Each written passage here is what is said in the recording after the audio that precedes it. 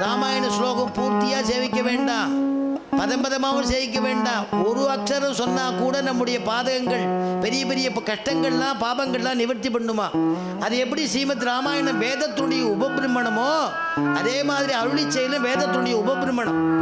மாறன் தமிழ் செய்த மாறன் சொல்கிறோம் இல்லையா, வேதத்தை தமிழ் பண்ணினா.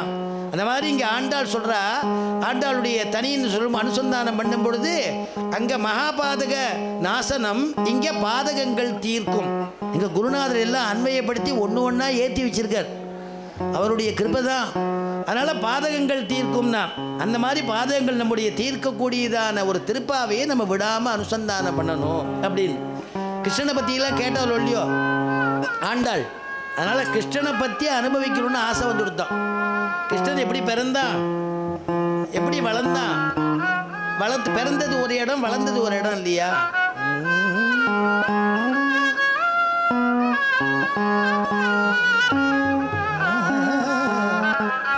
ஒருத்தி மகனாய் பிறந்தே, ஒருத்தி மகனாய் பிறந்தே,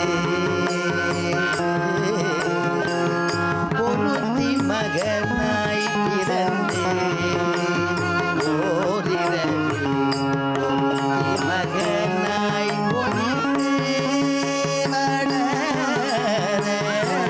ஒருத்தி மகனாய் பிறந்தே, ஓரிரவில் ஒருத்தி மகனாய் ஒளிந்து வளர, தரிக்கிலானாகிதான் தீங்கு நினைந்த,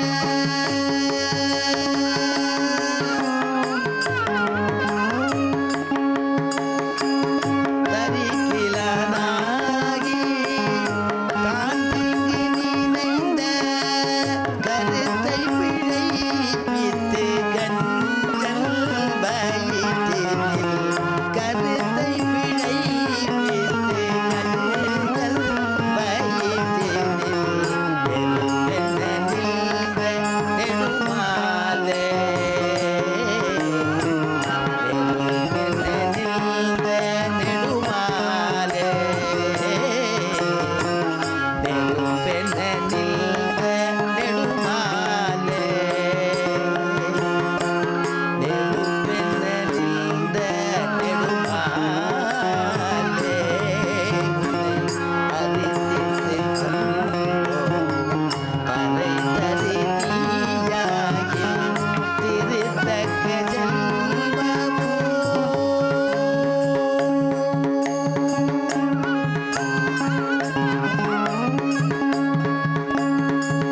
திருத்தக்க செல்வமும் சேவகமும் யாம் பாடி, திருத்தக்க செல்வமும் சேவகமும் யாம் பாடி, வருத்தமும் தீர்ந்து மகிழ்ந்தலோரும் பாவாய், வருத்தமும் தீர்ந்து மகிழ்ந்தலோரும் பாவாய், ஒருத்தி மகனாய் பிறந்தே.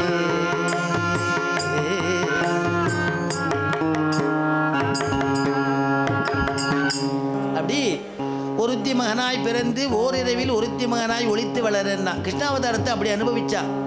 அதனால ஒருவர் நோன்பு நோற்று 4 பிள்ளைகள் எழுதினா வியாக்கியானத்தில், 4 நோன்பு நோற்று ஒரு பிள்ளையை பெற்றார்கள் அப்படின்னு எழுதினா. சரி, ஒருவர் நோன்பு நோற்றுன்னா யார் ஒருவர் நோன்பு நோட்டு 4 பிள்ளை அப்படின்னா ராமாவதாரம். சரி, ஒருவர் நோன்பு நோற்று தசரதனுக்கு அரண்மனையில் வேலை நிறையா இருக்குமா, அதனால் அவன் போய் இந்த பெருமாளை போய் சேவிக்கிறதெல்லாம் பண்ண மாட்டான். ரங்கநாதன், இந்த ரங்கநாதன் அங்கே இருந்தவர் தானே, அதையும் இப்போ சொல்ல போகிறேன். இந்த ரங்கநாதன் அங்கே இருந்தவர் தானே, அயோத்தியில் ஆராதிச்சுட்டு இருந்தா. இக்ஷ்வாகுலேருந்து ஆரம்பித்து ராமபிரான் பரியந்தம் ஆராதித்து அப்புறம் விபீஷனுக்கு கொடுக்கும் பொழுது விபீஷன் இங்கே வந்ததுனால, இங்கே தர்மவர்மாங்கிறவர் தபஸ் பண்ணிட்டு இருந்ததுனால அந்த பெருமாள் இங்கே வந்து உட்காந்துட்டார்.